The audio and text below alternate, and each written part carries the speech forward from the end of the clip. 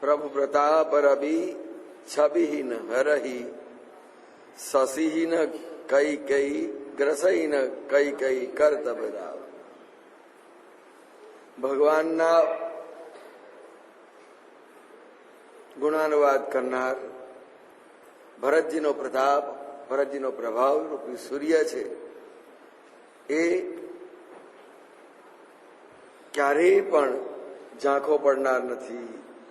ભરતજીની ભક્તિનો સૂર્ય ઝાંખો પડવાનો નથી. રામ પ્રતાપ એ પ્રભાવ કોનો છે? એ ભગવાનના જ પ્રભાવથી, ભગવાનની જ કૃપા વડે રામ પ્રતાપ રવિ છબિહીન હરહી. એ રાહુ છે એ ક્યારેય પણ સૂર્યને ગ્રસી શકતો નથી અને ઢાંકી શકતો નથી. ગ્રસાઈને કઈ કઈ ના કર્મ ગમે તે હશે, ભલે એનું કર્તવ્ય આવું હલકું હશે, પણ ભરતજી એના પુત્ર તરીકે પણ એ ઝાંખા નહીં પાડી શકે. માં કૈકેયીએ જે કંઈ કર્યું છે એ કલંક ભરતજીની ભક્તિને, એના ત્યાગના સૂર્યને જે પ્રચંડ રીતે તપી રહ્યો છે એને ક્યારેય ઝાંખો નહીં કરી શકે. કેવી હશે ભરતજીની એ ભક્તિ, કેવો પ્રેમ હશે, એ સેવા ભરતજીની કેવી ઊંચા પ્રકારની હશે, એટલી બધી જાજ્વલ્યમાન છે કે કૈકેયીએ આ કરેલું કર્મ ભરતજીના સૂર્યને સહેજે ઢાંકી ન શકે, અને ઢાંકવા જાય તો પણ એનું કંઈ પણ ઉપજે નહીં. જેમ આટલા મોટા સૂર્યની વચ્ચે એક શુક્ર આમ ત્યાંથી પસાર થઈ ગયો, એક નાના ટપકા જેવો, અંતે ખસી ગયો. આટલો મોટો સૂર્ય છે અને શુક્ર પણ એક ગ્રહ છે, એને પણ પોતાનું અસ્તિત્વ તો બધા, પણ સૂર્યને સ્પર્શી જ ન શક્યું. એમ કૈકેયીનું જે કરતૂત છે એ ભરતજીને સહેજ પણ અડી ન શકે, આંચ ન આપી શકે. તો એવા સૂર્યપ્રકાશ સમાન ત્યાગને, સેવાને, સમર્પણને, ભક્તિને ભરદ્વાજ ઋષિએ સૂર્ય કરતા પણ વધારે તેજસ્વી રામ પ્રતાપ માત્ર એ ભગવાનની કૃપાથી જ રવિ છબિહી ન હરહી. સૂર્યને કોઈ પણ અસર ના થઈ શકે કૈકેયીનું આ કર્તવ્ય, જે 2 વરદાન માંગેલું છે, અને એને લીધે ભરતજી બિલકુલ સ્પષ્ટ છે એમ સૌને બતાવી દીધું. ભલે કૈકેયી જે કાંઈ કર્યું, કૈકેયીના કલંકને આપણે અંધારું માની લઈએ, પણ એ કૈકેયીના કલંકનું અંધારું 2 વરદાનનું ભરતજીના ત્યાગને સહેજે ઝાંખું પાડી શકતું નથી. નિષિદિન સુખદ સદા, અને એ ભક્તિનો પ્રભાવ છે, રાત દિવસ સૌને આનંદ આપનાર, હંમેશા સુખપ્રદ છે, કોઈને દુઃખી કરનાર તો છે જ નહીં. ઘણા માણસ હોય બીજાને દુઃખી કરવાની અંદર જ એનું આખું જીવન આમ તપતું હોય, આખા ગામને દુઃખી કરે, મર્યા પછી પણ એને દુઃખી કરતો જાય, મર્યા પછી દુઃખી રાખે. અહીંયા તો ભરતજી છે, ભગવદ ભક્ત છે, સજ્જન છે, સાધુ સ્વભાવ છે, એટલે એમનું જે કંઈ કર્તવ્ય છે કે જે કંઈ કરી રહ્યા છે કર્મ, એવું પ્રકાશમાન છે, સૌને હંમેશને માટે સુખી રાખે. ભરતજીની ભક્તિની ના શરણે જે કોઈ જાય ને એ સુખીઓ થવાનો જ છે. દુઃખ ક્યારે એના જીવનમાં આવે જ નહીં. અને એવી પ્રતાપી ભક્તિ હંમેશા પ્રકાશિત રહેશે એમ ભરદ્વાજ ઋષિએ કહ્યું. પૂરન રામ,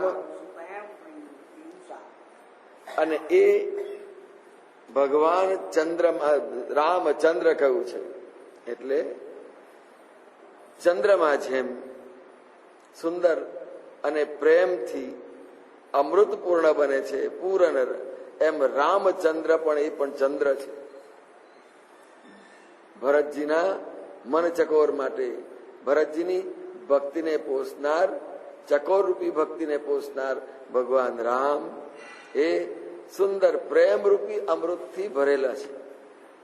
સુપ્રેમ પીયુષા પૂરન, પૂર્ણ રીતે જેમ ચંદ્ર પૂર્ણ રીતે શીતળ છે, આંખને ઠારે છે, પ્રકાશ આપે છે, એમ રામચંદ્ર પણ ભક્તોના હૃદયને ઠારનાર છે, શીતળતા આપનાર છે, ભક્તોના હૃદયના એના અંતઃકરણને પ્રકાશ આપનાર છે. જ્યાં ભગવાન રામચંદ્ર રૂપી ચંદ્ર જેના હૃદયમાં પ્રકાશતો હોય એના હૃદયમાં અંધારું રહે ખરું. જેમ આખી રાત્રિને પ્રકાશ આપે, અજવાળું આપે, એમ ભગવાન સર્વને પોષી રહ્યા છે. અમૃત રૂપી, પ્રેમ રૂપી અમૃતથી સૌના હૃદયને પોષી રહ્યા છે.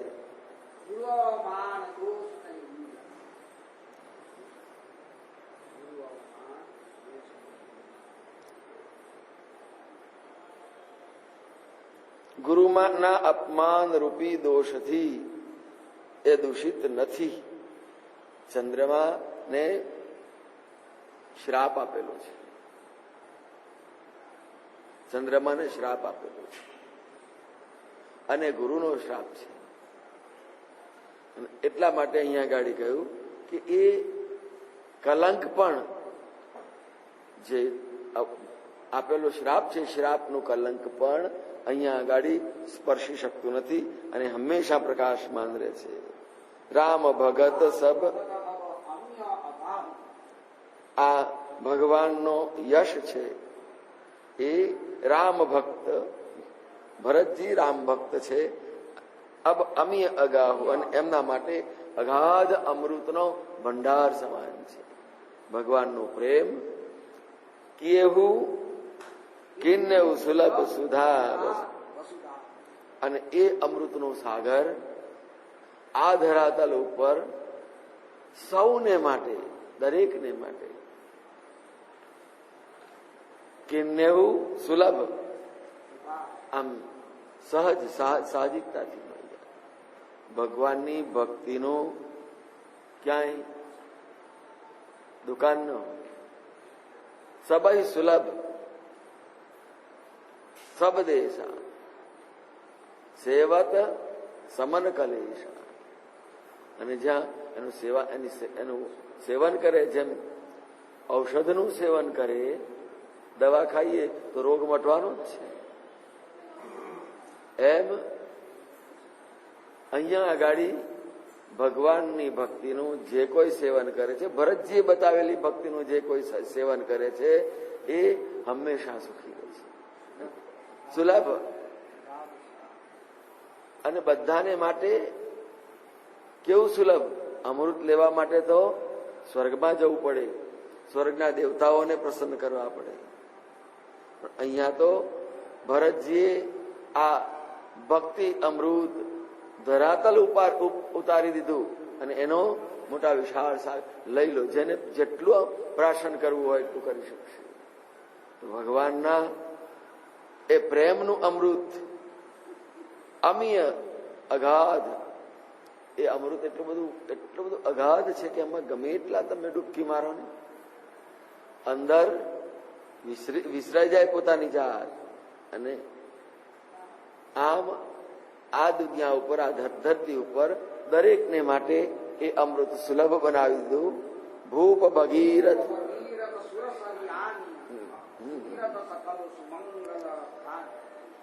જેમ ભગીરથ રાજાએ એ વંશમાં કેટલી બધી તપસ્યા કરી, વર્ષો સુધી, પેઢીઓ સુધી તપસ્યા થઈ, અને તપસ્યા કરીને કેટલા તપના બળે ગંગાજીનું અવતરણ ધરાતલ ઉપર કર્યું, ધરાતલ પૃથ્વી ઉપર કર્યું.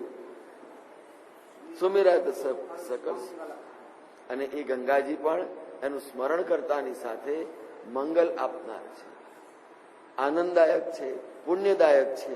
પણ ભરતજીએ જે આ પ્રેમની ગંગા, ભક્તિની ગંગા ધરાતલ ઉપર, ગંગા નહીં, સ્વર્ગનું અમૃત ઉતારી દીધું. અને સ્વર્ગનું અમૃત એ કુંભમાં નહીં, એને તો અગાધ કે જેનો કોઈ પાર નથી. ભરતજીના એ અમૃત, ભરતજીનું એ અમૃત ભક્તિનું એટલું ભરપૂર આપી દીધું કે ભગવાન પણ દશરથ ગુણગન બન જાય. અધિકો કહા જય સબ,